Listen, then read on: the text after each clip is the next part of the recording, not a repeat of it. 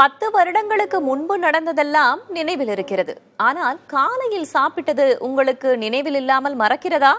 உங்களுக்கு டிமென்ஷியாவாக இருக்கலாம் என்று எச்சரிக்கிறார்கள் மருத்துவர்கள். இது குறித்து மருத்துவர் பிரபாஷ் பிரபாகரன் விளக்குகிறார். பார்க்கலாம்.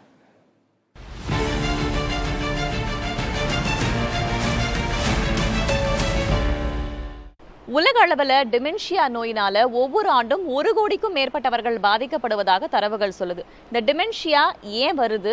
இள வயதினரும் இதனால பாதிக்கப்படுறதுக்கான வாய்ப்புகள் இருக்கா? வணக்கம். டிமென்ஷியாங்கிறது எந்த வயதில் வேணாலும் வரலாம். காமனாக 55 to 60 இயர்ஸ்க்கு மேலே தான் காமனாக டிமென்ஷியாங்கிற வியாதி பார்க்குறோம். இளம் வயதினருக்கும் வரலாம். For example B12 deficiency, vegetarian diet சாப்பிட்றவங்களுக்கு B12 டெஃபிஷியன்சி இருக்கிறதான வாய்ப்புகள் அதிகம். அவங்களுக்கு டிமென்ஷியா நம்ம நிறைய பார்க்குறோம்.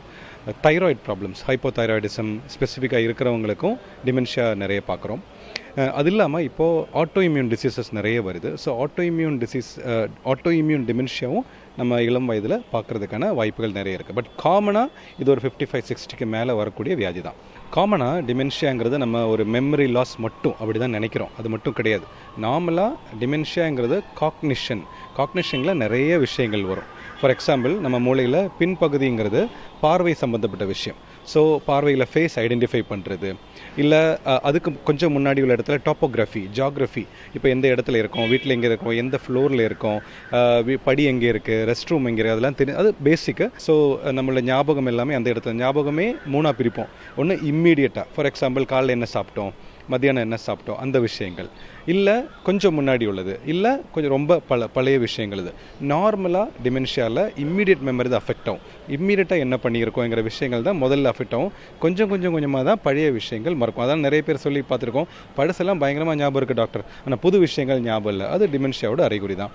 வலது பக்கம் டெம்பரல் லோபுங்கிறது மியூசிக், இந்த மாதிரி விஷயங்கள், கிராமர், இந்த மாதிரி விஷயங்கள்லாம் வலது பக்கம் மூலையில். முன்பக்கம் அது ஃப்ராண்டல் லோப் அப்படின்னு எடுத்துட்டோன்னா, ஃப்ராண்டல் லோப்னா நம்மளாக்குறது, அது நம்மளுடைய பர்சனாலிட்டி, அதெல்லாமே அந்த இடத்துல தான் இருக்குது. ஸோ அந்த ஃப்ராண்டல் லோப் போயிடுச்சுன்னா எக்ஸிக்யூட்டிவ் டிஸ்ஃபங்க்ஷன் ஏற்படும். ஸோ எந்த மூளைகளில் எந்த பாகம் வேணாலும் முதல்ல பாதிப்பு ஏற்படலாம். அதை டிபெண்ட் பண்ணி தான் அவங்களுடைய அறிகுறிகள் வெளியில் தெரியும்.